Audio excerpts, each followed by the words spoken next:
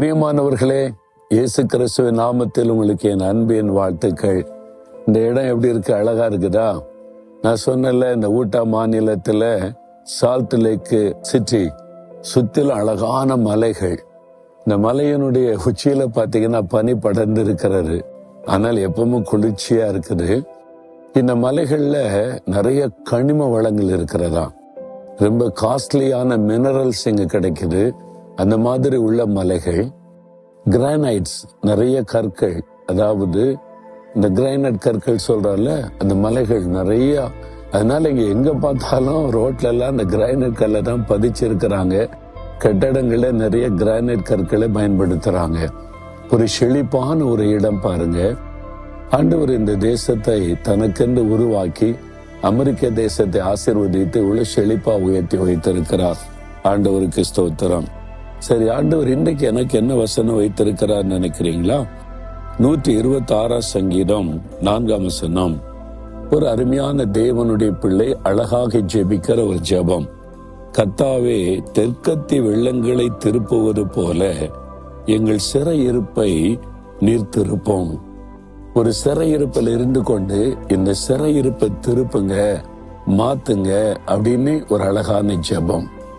உங்க வாழ்க்கையில் இன்றைக்கு ஒரு சிறையிருப்பு இல்ல, கடன் பிரச்சனை என்கிற சிறையிருப்பு, அப்புறம் நிந்தை அவமானம் என்கிற சிறையிருப்பு, வியாதி வேதனை என்கிற சிறையிருப்பு, ஏதோ ஒரு காரியம் அப்படியே ஒரு அடிமைப்படுத்தின மாதிரி சிறையிருப்பில் இருந்த மாதிரி, ஒரு விடுதலையா இல்லாத மாதிரி ஒரு ஃபீலிங், ஒரு துக்கம், கஷ்டம். வேலை செய்யற இடத்துல, குடும்பத்துல கூட அடிமை மாதிரி இருக்கிறேன்.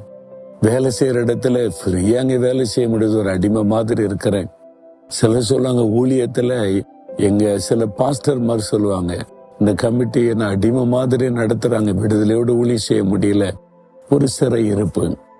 ஒவ்வொருவருக்கும் ஒவ்வொரு விதமான சிறை இருப்பு. அவர் அழகான ஜெபம் பண்ணுகிறார். தெற்கத்தி வெள்ளத்தை திருப்புவதை போல. சில சமயம் பெரும் மழை பெய்யும் போது அந்த வெள்ளம் வரும்போது நீங்க பாத்திருக்கீங்களா? வாய்க்காலெல்லாம் வேற விதமா திரும்பிடும், ஆறே திரும்பிடும். அத மாதிரி ஒரு சூழ்நிலை வரும். அவ்வளவு பெரிய காரியத்தையும் திருப்பக்கூடிய வல்லமை தேவனுக்கு உண்டு. இயற்கையா நடந்து கொண்டிருக்கிற காரியத்தை கூட அவர் திருப்பிடுவார். அப்ப உங்களுடைய சிறையிருப்பை திருப்ப மாட்டாரா? கட்டாயம் திருப்புவார். நம்முடைய சிறையிருப்பை திருப்பி நம்மை விடுதலையோடு மகிழ்ந்திருக்க செய்ய சிலுவையிலே அவர் ரத்தம் சிந்தி மரித்தார். சிறையிருப்புக்கு தன்னை ஒப்பு கொடுத்தார். அவரை சிறையில வச்சாங்க.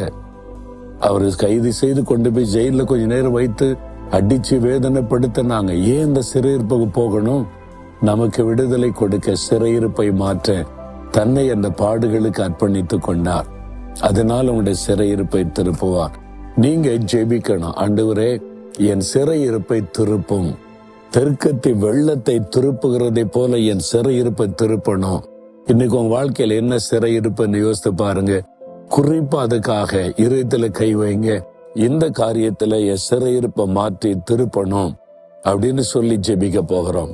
ஆண்டவரே, எங்கள் சிறையிருப்பை மாற்றுவதற்கு சிலுவையில உங்களை அர்ப்பணித்துக் கொண்டீர். சிறையிருப்புக்கு கூட உங்களை ஒப்பு கொடுத்தீர். நீர் சிலுவையில வெற்றி சிறந்து சிறையிருப்பை மாற்றினீர்.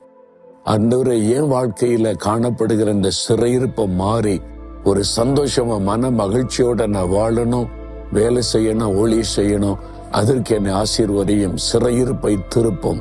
இயேசுவின் நாமத்தில் ஜெபிக்கிறேன். ஆமேன், ஆமேன்.